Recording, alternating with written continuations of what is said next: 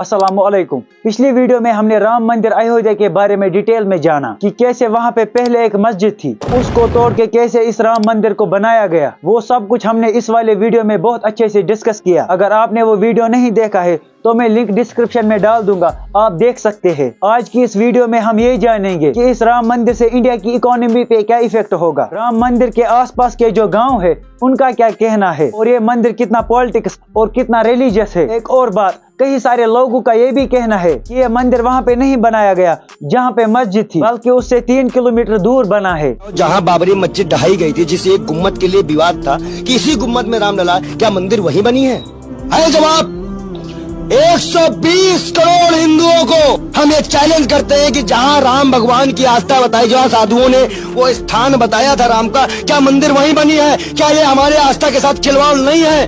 3 kilometre दूर मंदिर मस्जिद से बनी है। तो भैया काहे तोड़वाए, काहे हमारे लोगों को मरवाए, काहे हत्या करवाए, काहे कार सेवक मरे, क्यों ये खून की होली खेली गई, उसके बारे में भी आगे बात करेंगे, तो लास्ट तक बने रहे। अभी के टाइम पे इंडिया की जीडीपी करीब 3.7 ट्रिलियन डॉलर्स की है। यूपी गवर्नमेंट ने राम मंदिर बनने के बाद 1 ट्रिलियन डॉलर्स की जीएसडीपी टारगेट की है। जीएसडीपी मतलब gross state domestic product. Global brokerage forum ने एक रिपोर्ट में बताया कि हर साल करीब 5 करोड़ से भी ज्यादा लोग इस राम मंदिर को विजिट करेंगे। इससे इंडियन इकोनॉमी में एक बूस्ट देखने को मिलेगा। जब इतने सारे लोग अयोध्या विजिट करेंगे तो जाहिर है रोजगार भी बढ़ेगा। इससे अयोध्या के लोगों को बहुत फायदा होगा, ऐसा सरकार का कहना है। इस प्रोजेक्ट से यूपी में इंफ्रास्ट्रक्चर डेवलपमेंट देखने को मिल रहा है। एक रिवर फ्रंट बनाया जाएगा सरयू नदी के पास, जहाँ पे कई सारे बोटिंग और शिपिंग एक्टिविटीज होंगे। कई सारे बस स्टैंड बनाए जा रहे हैं जो यूपी स्टेट को अंदर से अयोध्या के साथ कनेक्ट करेंगे, और एक इंटरनेशनल एयरपोर्ट की कंस्ट्रक्शन भी चल रही है, और ये एयरपोर्ट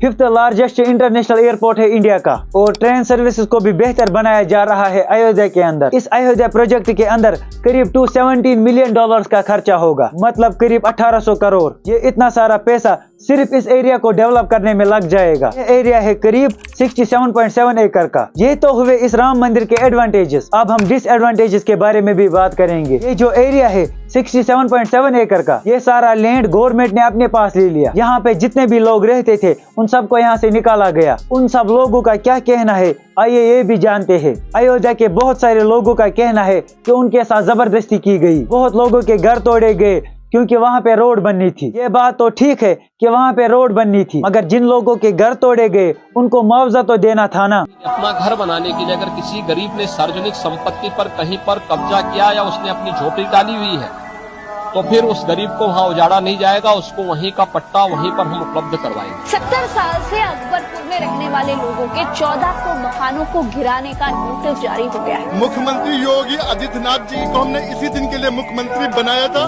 कि हमारे बच्चों की जो है छत वो छीन ले। अब कह रहे सामान निकालो, हम लोग सामान कहाँ लेके जाए, कहाँ लेके सामान चले जाए बताएं।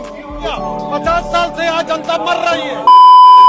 अब ये जानते हैं कि ये मंदिर कितना पॉलिटिक्स और कितना रिलीजियस है। पहली बात, किसी भी चीज की इनॉग्रेशन तब की जाती है जब उसकी कंस्ट्रक्शन कंप्लीट हो जाती है, लेकिन राम मंदिर की कंस्ट्रक्शन तो अभी कंप्लीट नहीं हुई है, तो इसको क्यों ओपन किया गया? इसके टोटल 3 फ्लोर्स बनने हैं, अभी सिर्फ एक ही फ्लोर कंप्लीट हुआ। इसकी इनॉग्रेशन क्यों की गई? ये तो डायरेक्ट इशारा कर रहा है कि इस राम मंदिर की आड़ में 2024 के लोकसभा इलेक्शन की तैयारी हो रही है, और ये पहली बार नहीं है कि जब इस राम मंदिर को पॉलिटिक्स के लिए इस्तेमाल किया गया। इस राम मंदिर का इस्तेमाल करके बीजेपी ने ईयर 1989 के लोकसभा इलेक्शन में 85 सीटें जीती थी, जबकि उससे 5 साल पहले ही ईयर 1984 के लोकसभा इलेक्शन में सिर्फ 2 सीटें जीती थी, और 1991 में तो बीजेपी ने 120 सीटें जीती थी। और ऐसा भी नहीं कि सिर्फ बीजेपी ने पॉलिटिक्स के लिए इस राम मंदिर को इस्तेमाल किया, बल्कि 22 दिसंबर 1949 में तो अब्राहम दास ने, जो कि हिंदू महासभा का लीडर था, उसने सबसे पहले इस राम मंदिर को पॉलिटिक्स के लिए इस्तेमाल किया। उसने ही बाबरी मस्जिद के अंदर भगवान राम की मूर्ति रात के वक्त रख दी थी, और सुबह होते ही ये बोला कि बाबरी मस्जिद के अंदर राम लल्ला प्रकट हुए हैं। यहाँ पे आप लोगों के मन में ये सवाल आ रहा होगा कि ये झूठ है कि किसी ने वहाँ पे मूर्ति रख दी, वहाँ पे तो सच में राम लल्ला प्रकट हुए हैं। चलो माना कि वहाँ पे रामलला प्रकट हुए। अगर कोई मुझे ये बोलो कि हिंदुओं को इसके बारे में पता कैसे चला, क्योंकि हिंदू तो मस्जिद के अंदर नहीं जा सकते थे, तो उनको कैसे पता चला कि बाबरी मस्जिद के अंदर रामलला प्रकट हुए हैं। इसका तो सिंपल सा यही मतलब निकल रहा है कि हिंदुओं को पहले से ही पता था कि भगवान राम अंदर प्रकट होने वाले हैं। ये तो कुछ हजम नहीं हुआ। और सबसे अहम बात, अब तो पूरी दुनिया ने देखा कि राम मंदिर बन गया है। अब इसके बाद भी अगर लोग मंदिर के नाम पे किसी पार्टी को वोट देंगे तो इसका मतलब साफ है कि उन लोगों को रोजगार नहीं चाहिए और ना ही वो देश को आगे बढ़ने में कोई मदद कर पाएंगे। धर्म और देश को अलग अलग रखना ही पड़ेगा ताकि पॉलिटिकल लीडर्स धर्म के नाम पे देश को बर्बाद न कर सके। दुनिया के बाकी देशों में एजुकेशन और डेवलपमेंट के नाम पे सरकारें बनती है। जब किसी देश में एजुकेशन को इम्पोर्टेंस दी जाती है